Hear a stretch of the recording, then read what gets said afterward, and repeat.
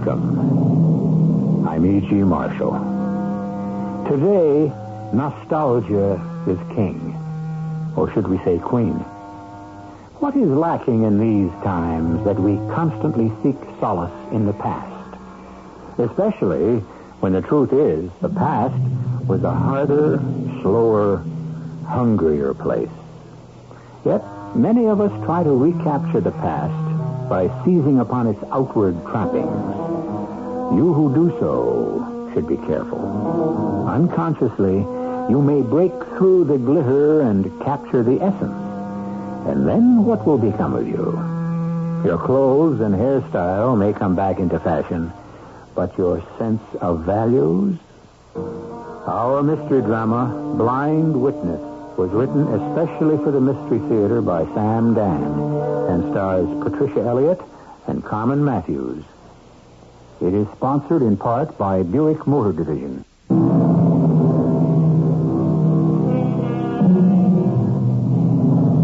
Truth, as we all would agree, is stranger than fiction. And that is because, as the scientists tell us, matter can neither be created nor destroyed. The things we have to work with are the things that already exist. And only they can serve as the building blocks for our castles, real or imagined. We call the ones that we have seen before truth, and the new or strange ones fiction.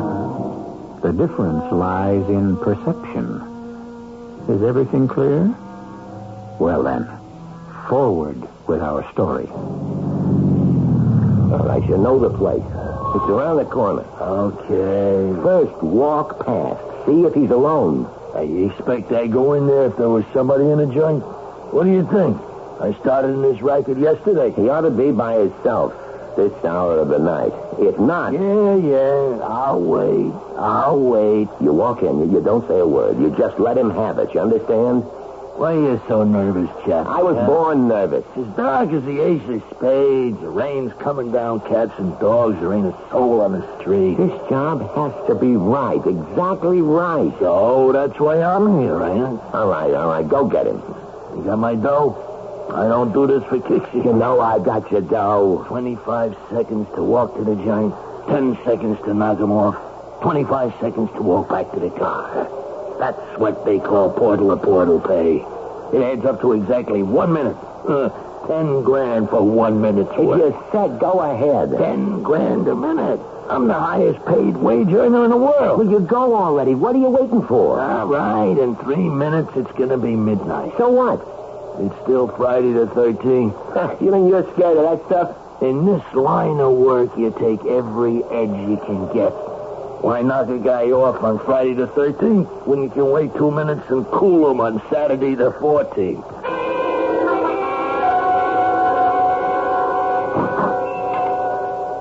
Good evening, Mr. Ascalon. Now, what are you doing out this time of night, Mr. Hume? You should be scared to walk the streets. Thank you for your concern, Mr. Ascalon. You're a true friend. Well, it's almost midnight, and there's a very low element out on the streets. I have come to obtain my sister's medicine. Yes. I've got some right here. Oh, thank you. How much is it? The usual price, the $5. Mr. Ascalon, haven't you ever heard of inflation? In inflation? You have been charging me $5 for the past 25 years. Shouldn't the price have gone up? Oh, not to you, Mr. Hume. And now I tell you what you better do. I'm about to close up. So if you wait a few minutes, I'll walk you to your door. Oh, that's very kind of you.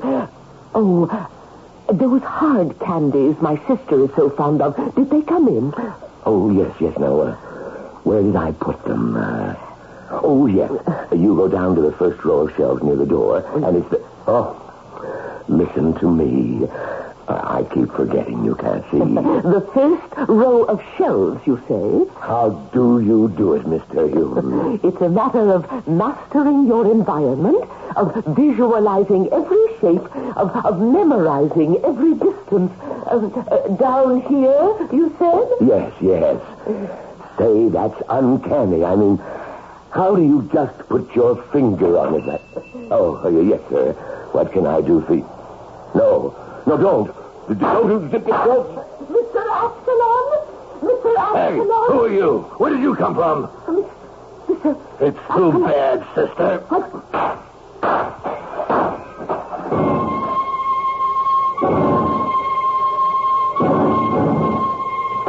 Get out of here. It sounded like the 4th of July in there. What happened? There was a dame in the store. What do you mean there was a dame in the store? I look in the window. He's all by himself. I walk in. I hit him, and all of a sudden, I hear this dame's voice. What dame's voice? She must have been behind a shelf. She just shakes up out of nowhere. Well, did you... Yeah. She's finished. Listen, are you sure? Nobody could live with all the lead I give her. And Ascalon? You don't have to worry about Ascalon no more. With that dame and all, it better be clean. Cleanliness guaranteed. That's why I get the price. Hand it over. Okay. 10 big ones. But it took me a little more than a minute. And my overhead also went up. Must be this inflation, huh?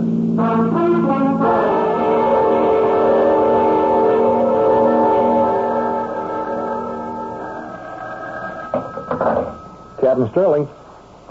Oh, yes, sir. Yes, the man's name was Armand Ascalon. 50 years old. Yes, he owned a drugstore. I assigned it to Julia Jedwick. Well, she's attached to homicide. Yes, so she's a detective first grade. No, I don't think she can do any harm. I'll supervise her closely. Yes, sir. Oh, none of this I needed. Captain Sterling? Oh, come in, Julia. Come in. Sit down. Now, what we got here is one of these neighborhood knockoffs. Now, you know how to go about this? Well, sir, And the best way is to keep your eyes and your ears open and work close with the patrolman on the beat. Yes, Captain. Now, what we got here has to be a stick-up. You know, most likely a junkie or else some hood. And, well, Julia, don't be afraid to lean on me for help. Thank you, Captain Sterling. Any questions? Well, it's just about the gun. Well, what about the gun? I have a report from ballistics. Mm-hmm. The 2 bullets that were found in his body were fired by a .357 Magnum revolver. So, what's your question? Well, it would seem to me, sir, that your ordinary junkie or hoodlum who holds up a store wouldn't have an expensive Magnum. That type would usually employ a cheap Saturday night special. Well, a junkie could steal a Magnum, couldn't he? Well, yes, Captain, but if it was a junkie and he needed money for a fix, he would have sold the Magnum. That's not bad thinking, Julia. So it doesn't have to be a junkie. It could be just some punk out to raise cash. Yes, sir. It's just that no money was taken. Mr. Ascalon had a $5 bill in his hand, and there was $100 in the cash drawer, and I don't know how to account for that. Well, here's how. You'll learn with experience. Now, there's a certain type of punk who nerves himself up to pull a job. You know, it goes wrong. He shoots, he kills, he sees the dead victim, and he gets terrified, and all he wants to do is get out fast. You understand? Yes, sir, I do. It's just that a Magnum isn't quite the kind of revolver for the type of killer you have in mind. A Magnum makes you think of a professional killer, and... Huh? Well, why would a professional risk everything on a $100 holdup? I like what you're trying to do, Julia. You have the stuff to become a good detective. But this is open and shut. You're looking for a punk who panicked. So you go out there and do the routine things. Look for people who might have seen or heard something. Yes, sir. Well, I already have. Good. Any results? Well, it introduced a problem. First of all, the number of shots that were fired. Why is that a problem? Well, I found exactly 8 people who told me that they heard the shooting, and some said they heard 5 shots, some said they heard 6, but all agreed that they heard more than 2. Well? But only 2 bullets hit Mr. Ascalon. Oh, doesn't that only go to prove what I told you? It was a nervous punk who empties the gun at Ascalon and only hits him twice. Yes, Captain, but that still leaves us with a problem. 5 or 6 shots were fired. 2 hit Mr. Ascalon. That leaves 3 or 4 slugs unaccounted for. Well, what do you mean, unaccounted for. We can't find them. They should be in the wall behind, above, or either side of where Mr. Ascalon was standing, but there's no trace of them. But they gotta be there. We went over the place very carefully, and, that raises another problem. Yeah? The glass door to the street, it was smashed. Probably by a bullet or a bullet. Well, what should that have Well, as you enter the store, the counter is directly to the rear. We found Mr. Ascalon's body behind that counter. Well, what's the problem? The cash register's on that counter, the hood comes in, guns him down. Yes, with 2 shots, but where did the others go? You tell me. There were 2 groups of shots. What do you mean, 2 groups? All the accounts of the people who heard the shooting agree. First they heard 2 shots. Then there was a pause, a few seconds. Mm-hmm. Then 3 or 4 more shots. Therefore, the first 2 shots were fired at Mr. Ascalon. The next 3 or 4 were fired at someone else. How do you know? The killer enters the store. He shoots Mr. Ascalon. Now, to do that, the killer has to be facing the rear wall. Now, he hears or he sees something that makes him turn around to face the front of the store. He fires again. At whom? Well, at someone who must have witnessed the crime. That's why we can't find the slugs. They were fired in the direction of the street. 1 or more even broke the glass in the front door. Well, what happened to the witness, if there was a witness? The witness could have stopped 1, 2, 3, or up to 4 of those bullets. But he didn't stop any of them as far as we know. If he's dead, we would have found the body. See, maybe the killer could have missed him clean. But the fact is, Captain Sterling, there is a witness. The killer did fire at somebody. Well, maybe not. It's a dark night. It's raining hard. The killer's nervous. He thinks he hears a sound of something just outside. He turns around. He fires wild, blind. Well, that could account for all the shots.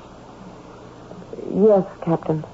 Well, you were going real good there for a while, Julia, and I like the way you think. But, like I said, in the end, it'll turn out to be you're a junkie, you're a hood. You don't think so? Well, you could be right.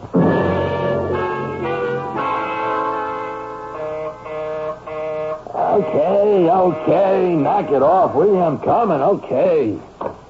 Who's there? Me, Daddy. Mule. Hey, what's the matter with you? Let me in quick. I was fast asleep. Good thing you woke me up. I got a plane leaves in an hour. Have you seen the morning paper? Oh, I never read the paper. Yeah, well, you better read this. It says druggist murdered. Well, you gotta expect the papers to print this type of thing. It's news, ain't it? Just read it. Well, why should I read it?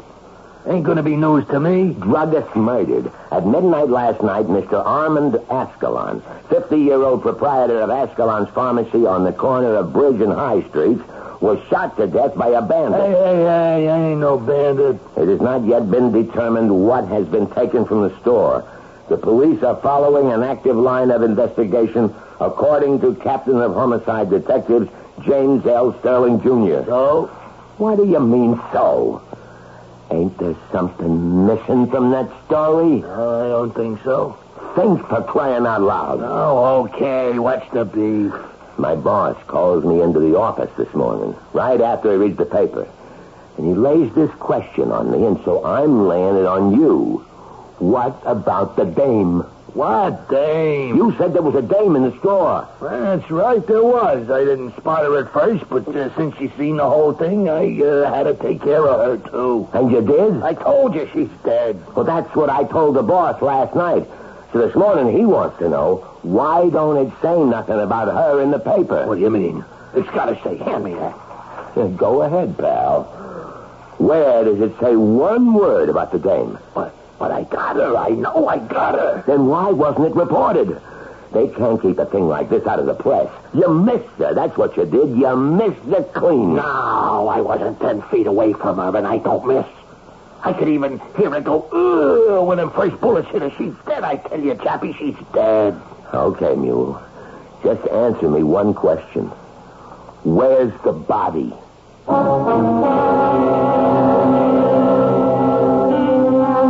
Where indeed? Is it possible that Mr. Mule, who is obviously a highly skilled professional assassin, could have fired all those shots at her and missed? Mr. Mule is convinced it could be a trick on the part of the police. But we know the police are completely unaware of Miss Terhune themselves. Well, what did happen? Is she dead or alive? I'll be back shortly with Act 2.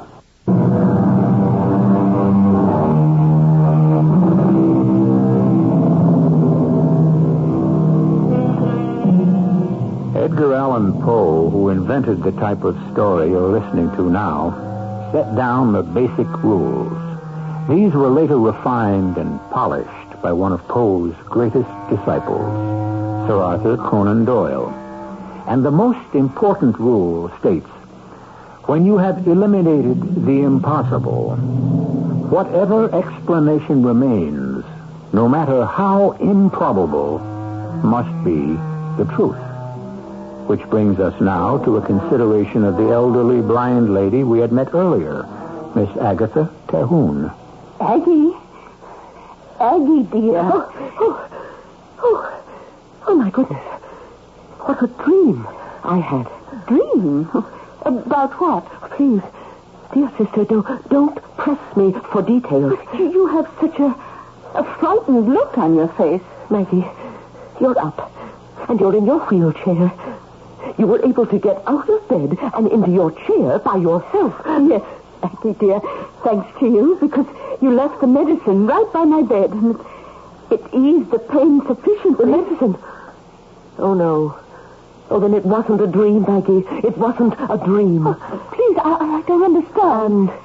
Mr. Ascalon is dead. Aggie, what are you talking about? You had finally fallen asleep.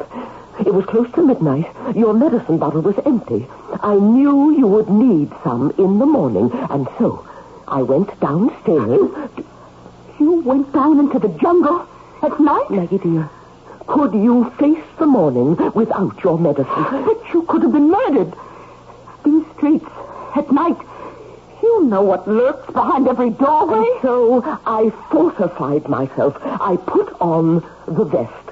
At least I would be safe from knives and bullets. You should have waited till morning and wheeled me.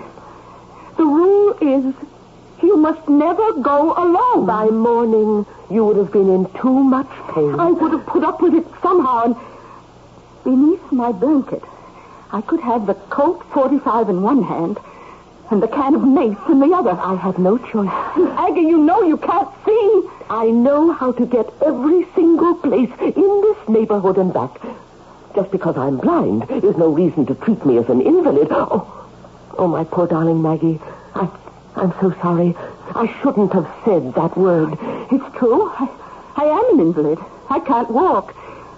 I'm also a drug addict. Don't say that. Will that change anything? We were both in the same accident. Don't relive it. I lost the use of my legs. You lost the use of your eyes. For 40 years now, I've clung to you. I've been supported by your strength because I have none of my own. Look at us. We've become two crazy old ladies because of me. I won't listen to any more of this. You risked your life for me. You said Mr. Ascalon is dead? Yes. He was killed by a jungle animal. How awful, but how do you know? I was in the store when it happened. Aggie, did the killer see you? Not at first. He walked into the store and began shooting. Then he noticed me. Oh, Aggie! He said, "Hey, who are you? Where did you come from?" Did you say anything? I was petrified. And then he said, "It's too bad, sister." And I heard him shoot. And the noise of the shots were deafening. And I felt the bullet crash into my vest with such force that I was almost knocked off my feet. And I could feel little stinging sensations as each bullet struck. The vest. Let me look at the vest. It's on the chair beside my bed. Oh, the cover is torn. What are these? These pieces of metal? The slugs. They must have been caught in the padding. Oh, poor Mr. Ascalon. Why would anyone wish to shoot him? He was good to poor people like us. Do you know, if it weren't for Mr. Ascalon, I would have to go elsewhere for that medicine. Do you realize how much we would have to pay? The killer, he saw you. He spoke to you. Yes. Which means he knows what you look like. Yes. Yes, he probably does.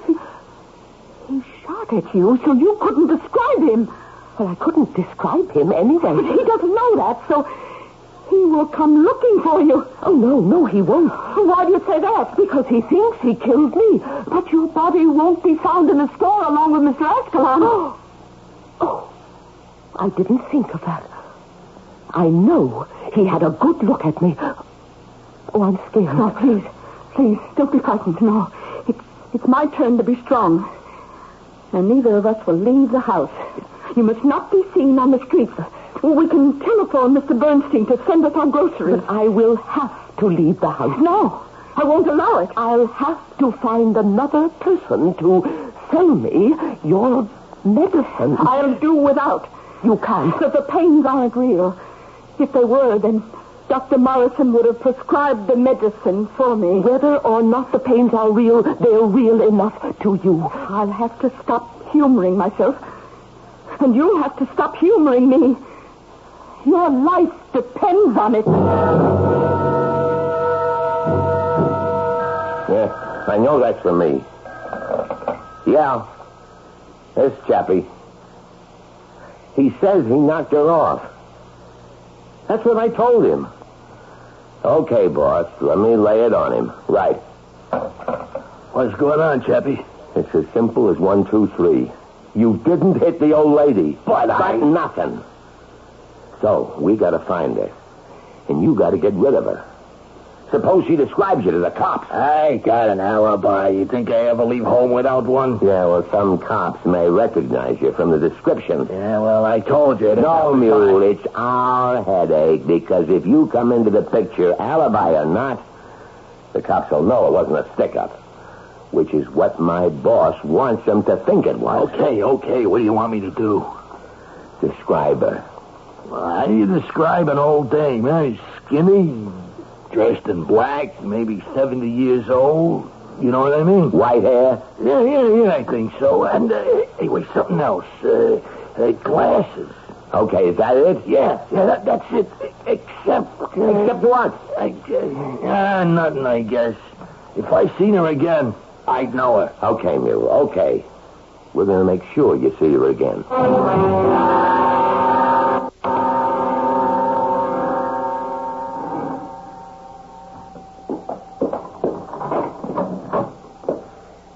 Good evening, Mrs. Cavell. Oh, you're the cop, the lady cop. Yes, may I come in? Oh, thank you. Yeah, got more questions you want to ask me, huh? Just one, Mrs. Cavell. You know, they ought to have more lady cops. Kind of makes everything easier. Now, the other night, when Mr. Ascalon was killed, Yeah? you heard a series of shots? Yeah. Did you hear any other sounds in the street? I noticed that your window opened... No, I didn't see anything. We was in bed. How about an automobile? Oh, yeah. After the shots, I'm sure I heard something sound like a guy was running, and then I heard a car taking off fast. And that's all? Yeah. My husband, he slept through it all. He could drop the atom bomb in here, and he'd have... But I run to the window and looked. The street was deserted. And you're sure you heard nothing more? Well, later on, I heard one of my tenants, this Miss Aggie Terhune, coming up the stairs. Well, how did you know that it was her coming up the stairs? Oh, I could hear that cane of hers go thump, thump. Oh, I see. Then she came upstairs right after the murder? Yeah, around that time. And she's been outside in that weather at that hour. Where do you suppose she'd been? Well, I figured the drugstore. So she's got this twin sister in a wheelchair that always needs her medicine. Then she had to be there at the time of the murder. Are you sure that you heard her coming up the stairs? Well, she couldn't have been there while Mr. Ascalon was being murdered, or she'd have been killed, too. I don't know. Maybe I didn't hear her coming up the stairs. But you just said you were positive. Such a scary night. Maybe I dreamed it.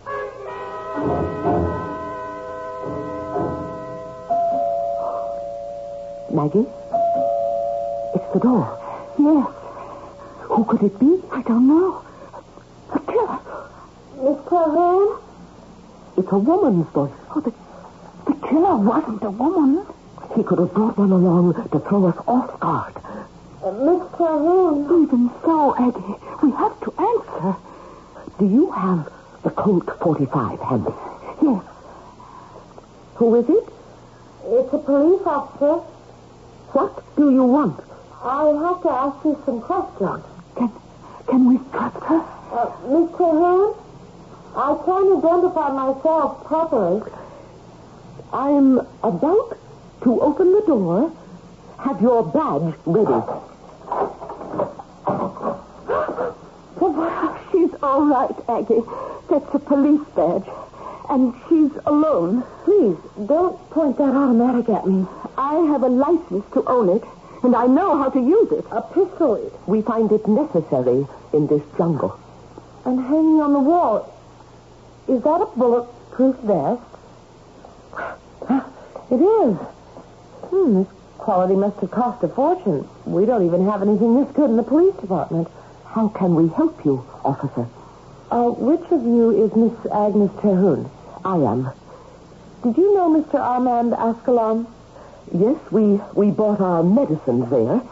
When was the last time you saw him? I never saw him. I beg your pardon? My sister is blind. Oh, I'm sorry. I'm looking for someone who might have been in the store before or during the time of the murder. Neither my sister nor I would venture into the streets at that hour. I see. I'm sure. Well, ladies, I'm so sorry I bothered you. Thank you very much for your cooperation. Goodbye. Goodbye. Goodbye.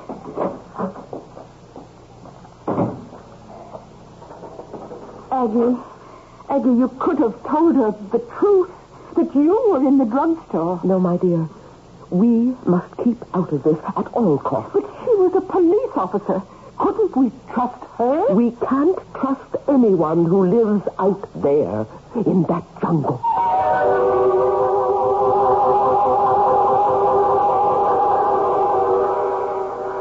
The jungle. Who says the jungle must be a damp, steamy mass of crazy vegetation? It can be a steel and stone canyon of tall buildings and busy traffic. After all, it's not what the place looks like that makes it a jungle. It's the law that its inhabitants obey or choose to disregard. Our safari continues in Act 3, which I shall bring to you in just a few moments. What's your favorite time of the year? Fall okay, but can winter be far behind? Winter? Yeah, but in order to get to skiing, you have to wade through all that snow, ice, slush, and rain. Summer? Better think again, 96 in the shade, and there isn't any shade. And humidity? Well, forget it. Springtime? Now that's the favorite time of the year. York Air Conditioning would like you to have springtime at your house all year round. Your local York whole house air conditioning dealer has springtime in a machine. And he'll install one of York's springtime machines at your house quicker and for less money than you think. Consult the yellow pages for your local York dealer. He wants to keep America comfortable, and he wants to start at your house. Call him for a free home air conditioning survey. In New York, call 212-894-6837. In Westchester, Putnam, Long Island, Fairfield County, Connecticut, call Collect. That's 212-894-6837. I want a beer like no other beer. I'm Schaefer Beer.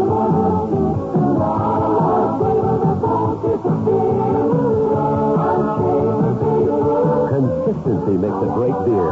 And Schaefer's consistently great tasting every single time because Schaefer's brewed the old world way. Kreuzening, we call it. Since 1842, Kreuzening, the extra step of brewing twice, has kept Schaefer consistently fresh and crisp, consistently great tasting beer after Schaefer beer.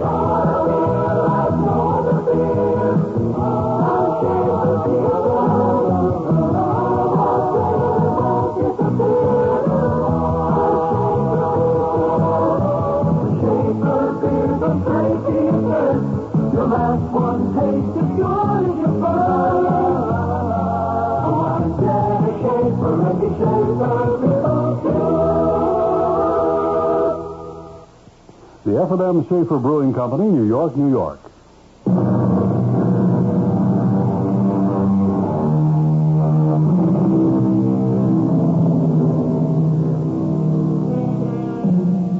These things start simply enough. What appears to be a routine holdup suddenly assumes larger and weightier proportions. Both the law and the criminals are searching for a supposed witness. A diligent young policewoman has succeeded in her quest. How does the underworld plan to go about it? Listen, Chappie, I can't afford to hang around here. I got a business to attend to. Oh, no, you're going to hang around here until your business here is finished. I've been prowling the neighborhood. I could spot the old dame. Pulling your horns. What does that mean? The boss just figured out how we can get this old dame to come to us. Yeah? What was she doing in a drugstore at midnight in a howling rain? Beats me. Come on, use your head. Would she go out if it wasn't something important? Why did the boss want Ascalon knocked off in the first place? I never asked them kind of questions. To let all the smallies know that he's running the drug racket in this town. Nobody can go into business for himself. It's got to be organized. All right. This Ascalon clown was running what amounted to a charity clinic. The fact that he got knocked off made the message loud and clear. So, what does this have to do with my old dame? An old dame. She has to be a junkie. She needed a fix. Yeah? What else? You shot at her and missed. How could I miss? You scared her.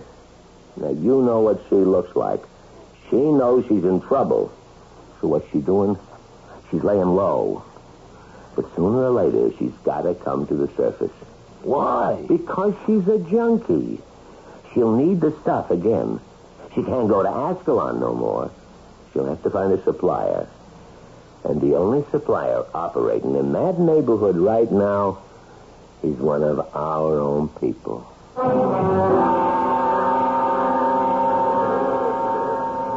Captain, I found the witness.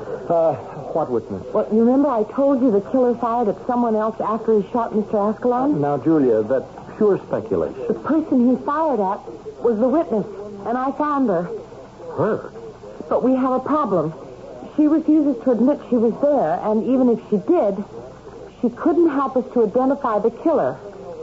She's blind. What? A little old blind lady. Well, what are you handing me?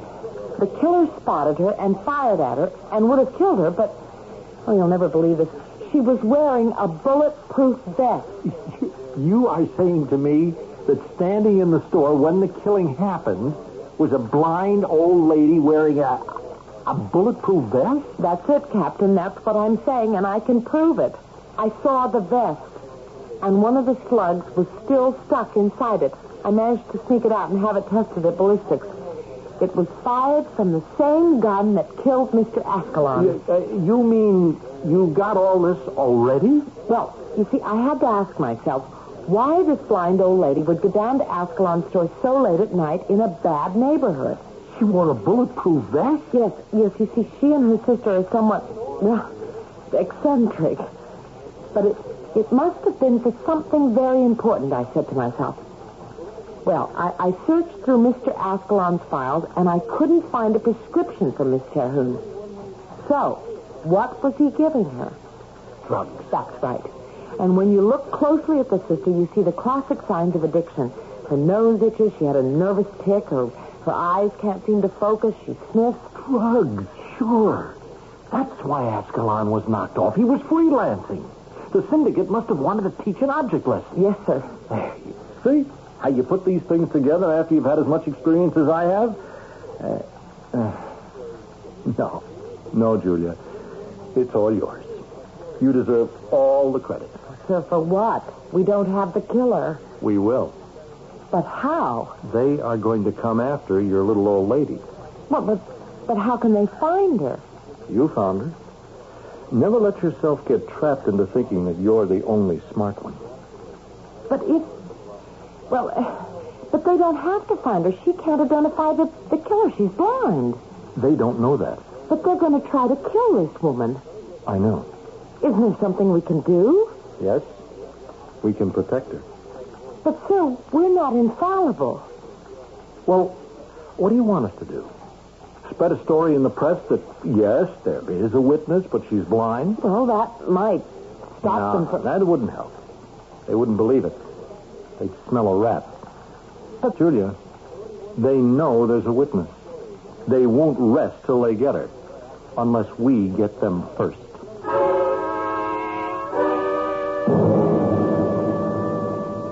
Aggie, I need my medicine. I know, Maggie, dear. I know it's hard. I have to have my medicine. I have to. But I can't go to Ascalon's anymore. Go somewhere else. I can't be seen on the street. Aggie, please. Oh, please. Everything hurts. Try to stand it just for a little longer. Help me. Maggie, hold on. Try. It's your fault. The accident was your fault. You were driving the car. You were jealous of me. Jealous of my beautiful legs. Try to calm yourself. I was the pretty one. You smashed up the car so you could smash me. Oh. You did. And you were punished for it. You were blinded. I want my medicine. I want my medicine. A little bit, please. Make it last as long as you can. Wait till tonight. No, please. no.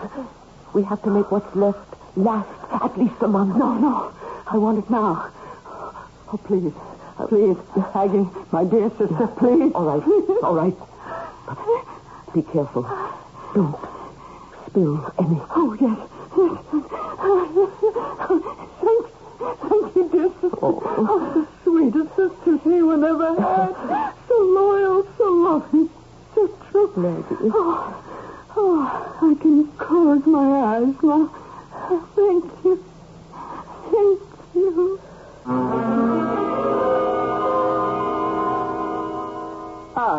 Come in, Miss Terhune. Thank you. You know, it's a miracle how you can walk like that, being blind and all. You know just where to turn and sit. I remembered from last time, Mrs. Caravel. I must come to the point. I need to buy some drugs. Drugs? Mrs. Caravel, you have a tenement house in this neighborhood. It's a respectable place. I didn't say no. Your husband is a gambler. Now, just a minute, Miss Terhune. I'm not finding fault, only establishing credentials. Now, surely, with your knowledge of things, you could find someone who will sell me some drugs. Well, yeah, I should have figured. With old Escalon dead. Well, I could ask a few questions, get a few answers, and maybe put you in with somebody who knows somebody. That's all I ask. You won't get the price or the high quality. My sister, we can't afford to be particular. You know, I'd rather not do a thing like this. My sister is desperate. I know. I hear her screaming sometimes. You'll help me. Yeah. If you want to call it help.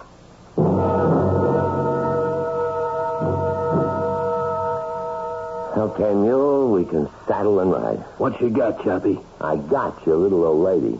Who? Her name is Terhune, Agnes Terhune. How? I told you she'd have to come up for air. How long could she stay under? She found Lester. Lester? Yeah, Big Lester, the neighborhood pusher.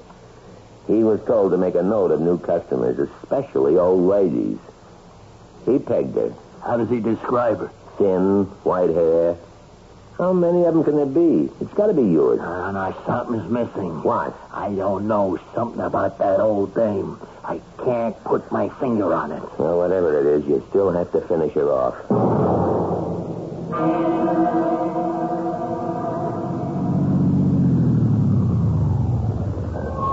How you doing, Julia? All right. How long you been on duty? It's 12. Boring? I'm sorry. It's not all brain work. Yeah, sometimes you gotta pull things like stakeouts. I don't mind, sir. Anybody who looks suspicious going into the house? No, not yet. Trouble is, we don't know who to look for.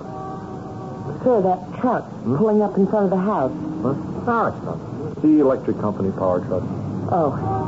Yeah, you see? These two guys getting out. They're going to read the meters. How do you know, sir? Well, they're carrying those clipboards. Well, I wouldn't be too sure.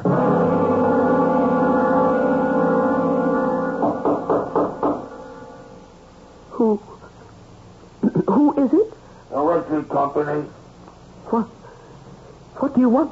You got a short circuit reported. We got to fix it. I don't know, Maggie. It sounds reasonable. Let him in. It's just something about his voice.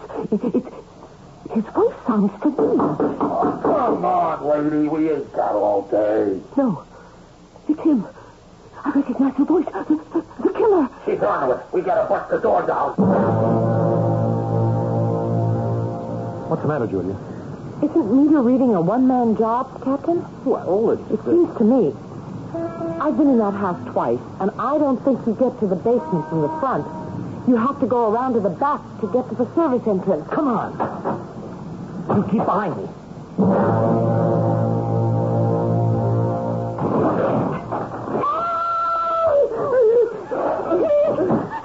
Please don't kill her. Is that the one you? Yeah, the tall one with the dark glasses. I know her anywhere. Kill me. Don't kill me. I'm sorry, lady. But I could never identify you. I'm blind. Pay no attention. Do what you have to do. Freeze! We're police officers. Stop it. Both guns. That's it. Stand still. You ladies okay? Oh, no. Now I know it was bothering me all along. She's blind. Are we safe now, officers? Yes, ladies. You're safe now.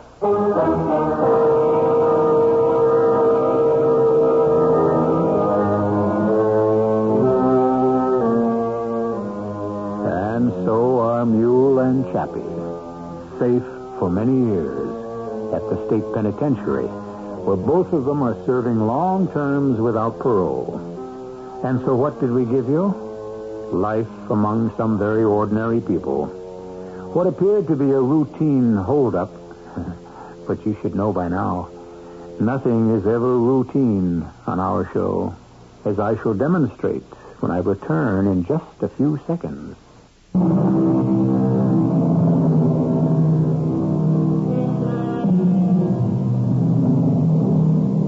Someone once said, everything can happen to anyone, provided he lives long enough.